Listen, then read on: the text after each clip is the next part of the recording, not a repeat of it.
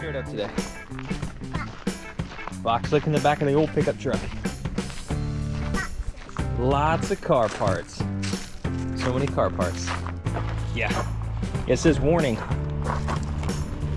Use of this product is addictive and may lead to burnouts and traffic violations. Oh no. If we put this in the car, we might do burnouts.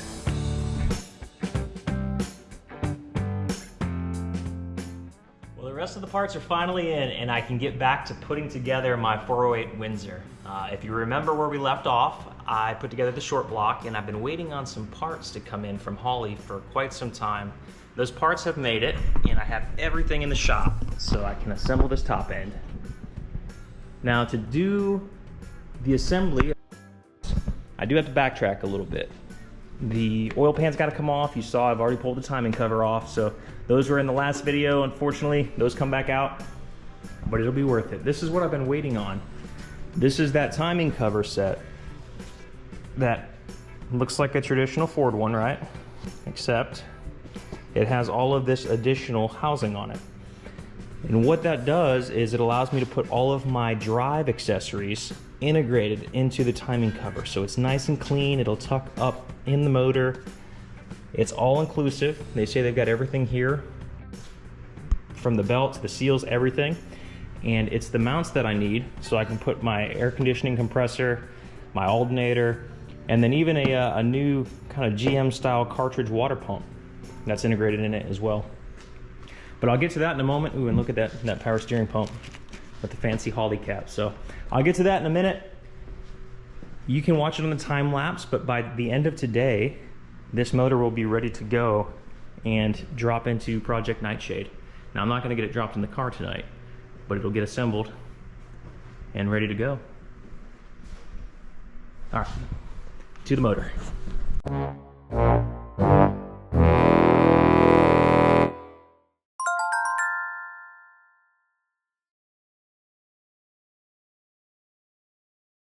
Now, before jumping into installing that mid-mount system, I want to go over how I found my pushrod length and my valve geometry. So for the rockers here, in order to set all this up, all you need is a square, a straight edge, and I used a marker to create a line. And that straight line is just from the fulcrum to the roller there, and it's for reference here in a minute when we find geometry.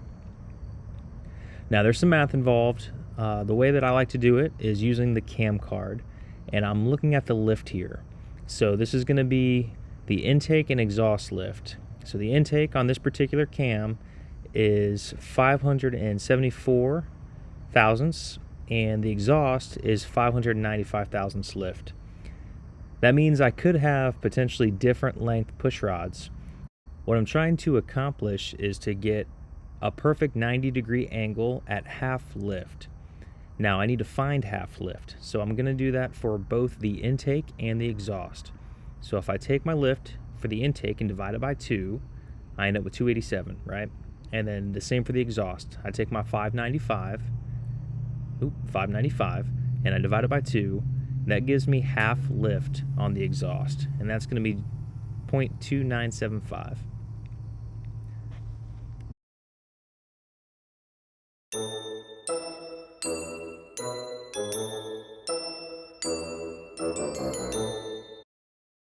All right, so these studs that I'm using are 7/16 studs, and they're 20 threads per inch. What that means is for every rotation I screw that in, I'm looking at 50 thousandths.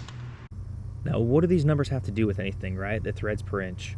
Well, I'm gonna use that to determine how to get down to half lift. So how many turns of 50 thousandths does it take to equal out to 287 thousandths? And to figure that out, you simply just take my half lift number, 287, and divide it by 1 revolution, which is 50 thousandths. And that tells me that if I turn the nut 5 3/4 turns, it's going to drive me down 287 thousandths, and that'll put me right at half lift. And it seems confusing, but it's going to make a lot more sense here in a second when we actually do it. And while we're here, let's go ahead and figure out the exhaust also. So 297.5 thousandths divided by 0.050, I've got 6 turns. So let's go use these numbers and apply this. Here we are at the engine. You can see I've got some checker springs in, and I've got a adjustable push rod. And starting out, I'm just going to go ahead and screw this all the way down. And then I'm going to take my rocker that I have the mark on and set that where it belongs, and just do a couple of turns here just to get started. Now I like to use a machinist square, and basically I'm going to line up my valve, the shaft of the valve, with the square and check until I get 90 degrees on that line. So right now I'm pretty far off. I need to snug this down. So right there at no lift, so the cam's all the way down on the lobe, I'm pretty much 90 degrees. And I haven't talked about that, but you need to ensure that your lifters are all the way down in the bore. There's zero lift on them. So now that I've got my 90-degree relationship that I feel really good about, I can go ahead and figure out my half lift. So this is where it all comes together. If I have 90 degrees, I just want to bring that down and make sure I'm at half lift. So coming down the 6 turns that we talked about puts me right where half lift is and 90 degrees, and then the other end is going to be my push rod length. Now I know if I pull this out and take all the lash out, that's my length. Then I'm perfect. I'm half lift right now, and I've got that perfect 90-degree relationship between the rocker and the valve. And you can kind of see right there, the roller is right in the middle of the stem, and this again is simulating that cam being half open. So if we did all of our math right, now we can actually test it. What you see here is I assembled one of the rockers. I have the push rod length set, and I'm just putting a little bit of die chem on top of each of the valves, and I'm going to check a wear pattern. So I'll snug it down, 0 lash, and we'll turn this motor over a few times and see where we're at. Some people like to experiment and do this from the beginning, but I find that doing the math saves a lot of time and a lot of turning the motor over. Here's my pattern here. So looking at the roll pattern, it's hard to see in the video, but I've got the pattern fairly centered, but more importantly, it's nice and narrow. It's less than 50 thousandths wide, and that's what they're asking for on these. So there's a lot of literature out on it, but a narrow pattern to me is more important than being centered on that stem.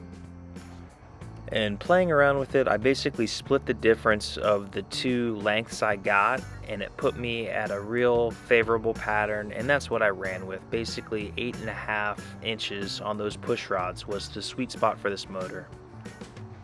Now let's get this oil pan off so we can get the new timing cover mounted up.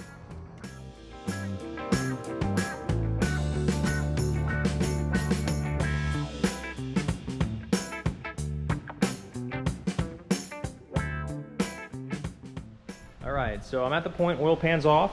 I'll clean this up and I can start putting the accessory drive set on this motor.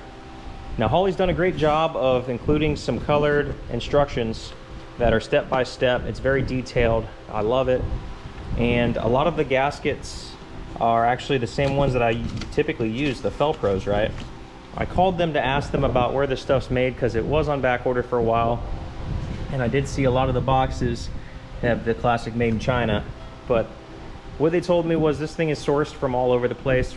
So some of the parts actually come from Canada, a lot of it's from the US, and then some of the components are also from China. That's just, I guess, how it is. But all of it looks to be extremely well made and high quality. So even they gave me the tool to center this thing up. Real excited, if I haven't told you already. Let's get to the time lapse and get back to putting this together.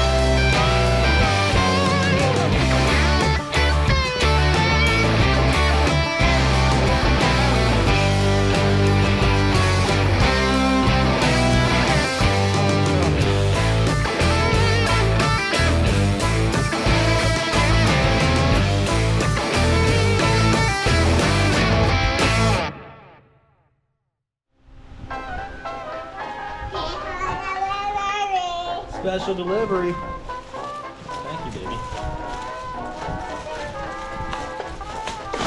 Ah! You hold up one. And then that. And then that. And then that. And then it tickles. Here you go. We'll put them over here. Thank you.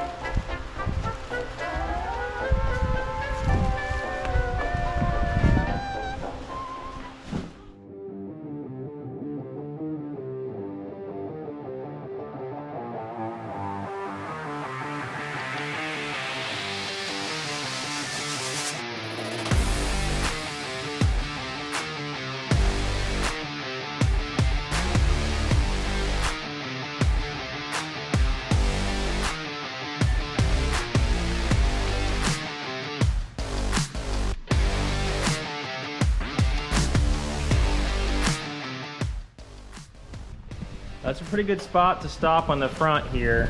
I know I've got some more accessories to put in, but a lot of this I believe will be easier once it is in the car.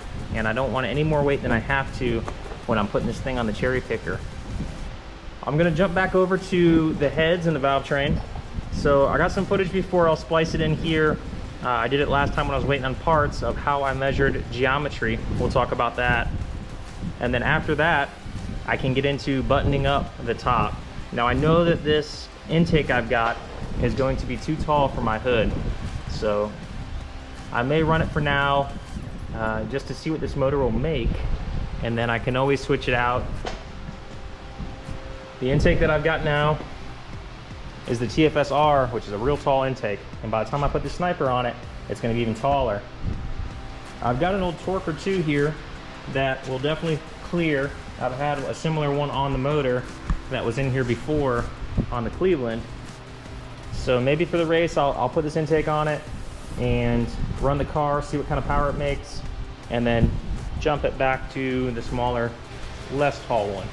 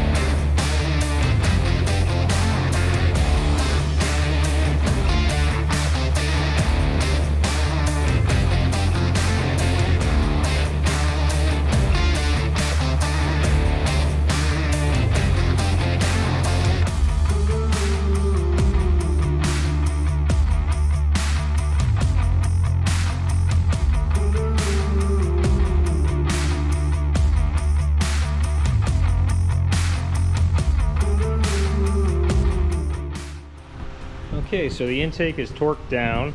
and all of my rockers are set where they need to be. I did put my timing mark back on, and I've got the engine rotated over to dead top center. I can now put the distributor in. Now the distributor I'm running with the kit is the Sniper. It's the Hyperspark system. And when I bought it, I made sure that I purchased a bronze gear to go with it.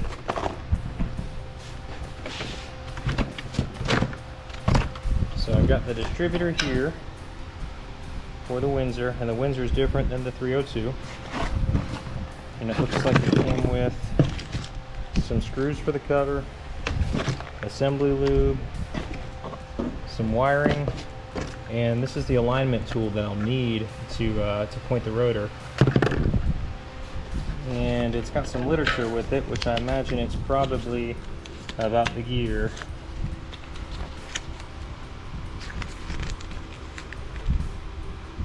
Okay, so it says don't use any synthetic oil right out of the gate. So until it's broken, I can't use synthetic oil. Then I can use synthetic oil past that point. And also it says here that it comes with a cast iron gear on it, and it's only to be used with an iron camshaft flat tappet, which we know. So all billet steel camshafts or roller tappets must use a steel gear. I've got bronze. Bronze gears may be used with either cast iron or billet. So there we go. So with my setup, I feel most comfortable with the bronze. That way if something fails, I know it's going to be this gear and it won't be the cam. I'll go ahead and set this up, get this roll pin out, get that on, and I can place this distributor into the car. Okay, so off camera, I pressed the old one off. I just used a vise basically to grab it and pull. These are pressed fit. I got the roll pin out with a little punch, and then I pressed on the new one. I got super lucky and was able to line the old hole up with the new gear, and then I just had to drill the backside out.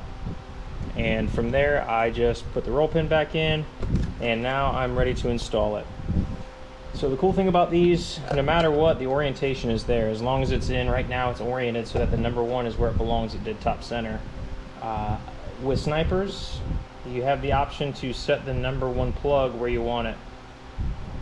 So for me, pointing at number one, I'll have to look at the order, but I think I might set it up so that you can see the Sniper from the front, and then I can just run the wires around however I need and reroute them. I can start there, and if I need to, I can always change it up later. Something else that came in it was the O-ring. I've got the O-ring that I just installed, and some assembly lube.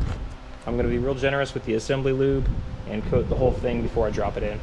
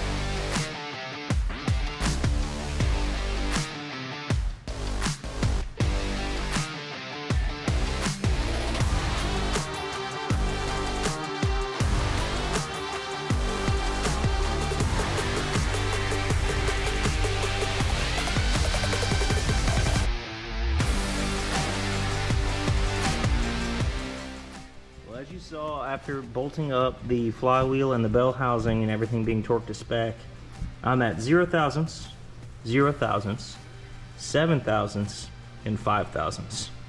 Now, the transmission comes from Silver Sport Transmission. It's a Tremec, and they have instructions in there that specifically say that if your bell housing is more than 5 thousandths corrected off from center line, you need offset dowels. And the corrected part, the way they explain it is, you take your maximum distance, which mine is 7 thousandths, and you divide it by 2, because that's what your dowels would do, right? Half of the distance would multiply it. And I'm at 3.5 thousandths. So I'm within the corrected distance of 5 thousandths. I'm in the spec. If I wasn't, let's say that was farther out, they sell offset dowels that allow you to shift this bell housing one direction or the other. And those come in 7,000 increments. So 7 thousandths, 14 thousandths, 21 thousandths.